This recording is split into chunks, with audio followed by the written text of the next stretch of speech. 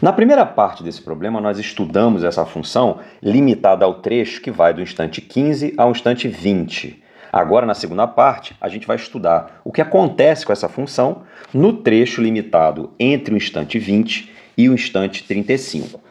Olhando para o eixo das abscissas, você identifica claramente o intervalo sobre o qual a gente vai avaliar essa função. No instante 20, a temperatura é 50 graus Celsius. Você identifica isso aqui. E no instante 35, final do nosso intervalo, a temperatura é de 30 graus Celsius. Portanto, olhando para o eixo das ordenadas, você identifica claramente o intervalo de temperaturas correspondente ao trecho que a gente vai estudar, que é esse trecho que eu vou marcar aqui agora em vermelho. Eu vou destacar ele para você. Então, a gente vai olhar especificamente para esse trecho aqui.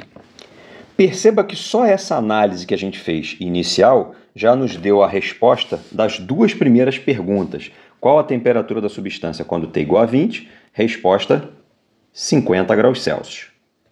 E qual é a temperatura da substância quando T igual a 35? Resposta, 30 graus Celsius. A letra C pede a taxa de variação da temperatura com relação à variação do tempo. Essa pergunta também foi feita lá na primeira parte do problema. E, da mesma forma que nós fizemos lá, nós vamos fazer aqui. Variação de temperatura, ΔT, variação de tempo, ΔTzinho. Quando eu olho no eixo das abscissas, eu percebo que a variação de tempo foi de 15 minutos, porque foi de 20 para 35, então são 15 minutos. Agora, quando eu olho para a variação de temperatura, eu preciso tomar certo cuidado, porque a temperatura começou mais alta e terminou mais baixa.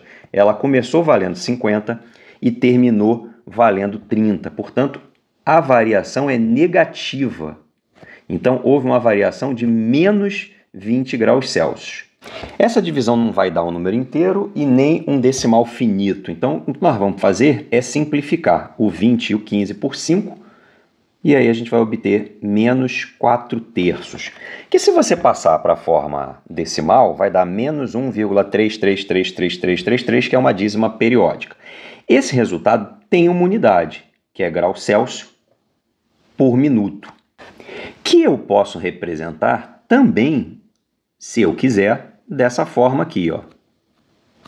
Particularmente eu prefiro. Por quê? Porque desse último jeito que eu escrevi, fica claro para o leitor que a variação é de menos 4 graus Celsius para cada 3 minutos. Ou seja, dentro desse intervalo, que vai de 20 a 35, cada vez que eu esperar 3 minutos, a temperatura vai cair 4 graus. Essa, então, é a resposta da letra C. Menos 4 terços graus Celsius por minuto. Note que há mais de uma maneira de interpretar essa informação. Da mesma forma que eu penso que a cada 3 minutos a temperatura cai 4 graus Celsius, eu posso pensar que a cada minuto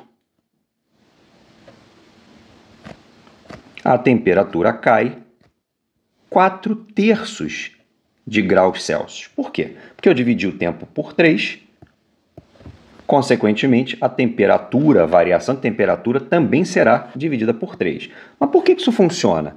Funciona porque o nosso trecho é um segmento de reta. Se não fosse um segmento de reta, eu não poderia fazer esse tipo de conclusão. Mas já que o trecho é um segmento de reta, eu posso usar proporcionalidade sobre ele. Da mesma forma, se eu pensar no intervalo de 2 minutos, eu vou ter o dobro do que eu obtive antes. O dobro de menos 4 terços é menos 8 terços de graus Celsius, e assim por diante. Essa reflexão vai nos ajudar a responder a letra D. Por quê?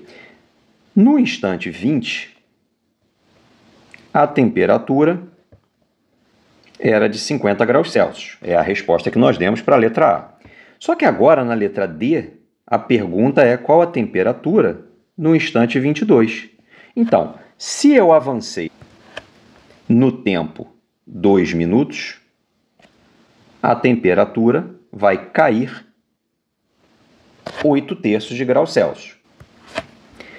Para calcular essa temperatura aqui, vai dar um pouquinho de trabalho, porque a gente vai ter que fazer uma conta envolvendo fração. Então, vamos ter que fazer 50 menos 8/3. Então, isso é a mesma coisa que 150/3, porque afinal de contas 150/3 é 50, menos 8/3. 150 menos 8 é 142/3.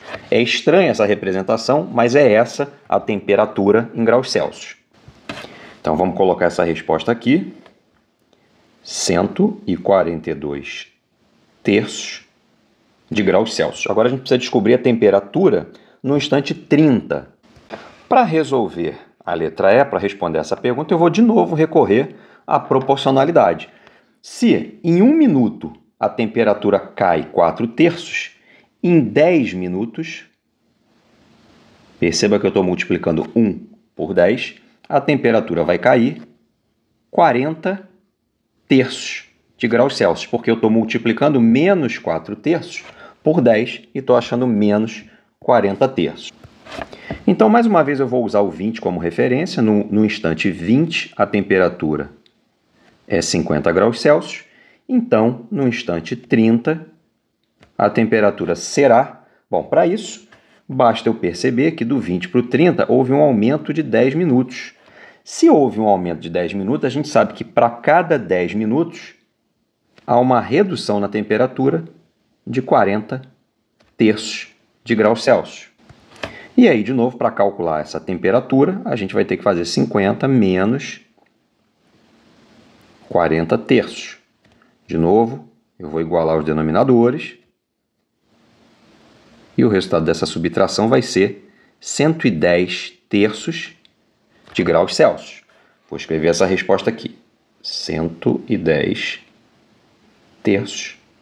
de graus Celsius. E agora, para fechar a questão, a gente precisa encontrar qual é a função que se ajusta a esse intervalo. Na primeira parte do problema, a gente viu que a taxa de variação, que você calculou lá em cima comigo, menos 4/3, é o coeficiente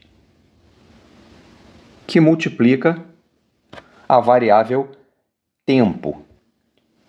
Dessa forma, a gente só precisa achar qual é a constante que vem adicionada a ela, talvez subtraída. Isso a gente vai descobrir no meio do caminho. Para descobrir o valor do B, a gente faz uma substituição simples. Eu acho que eu vou fazer a substituição correspondente à letra E. Eu vou botar 30 no lugar do tempo e 110/3 no lugar da temperatura. Dessa forma aqui. Então, perceba que o 30 que eu acabei de colocar simplifica com o 3, transformando isso em 10 vezes 4, 40. Ou seja, o valor do B será 110/3 mais 40.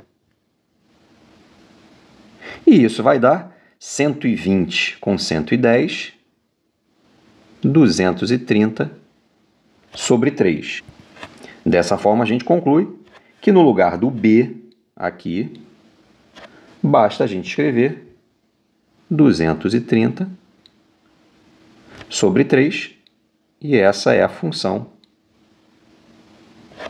que descreve o comportamento da temperatura de acordo com o tempo no intervalo que vai do 20 ao 35.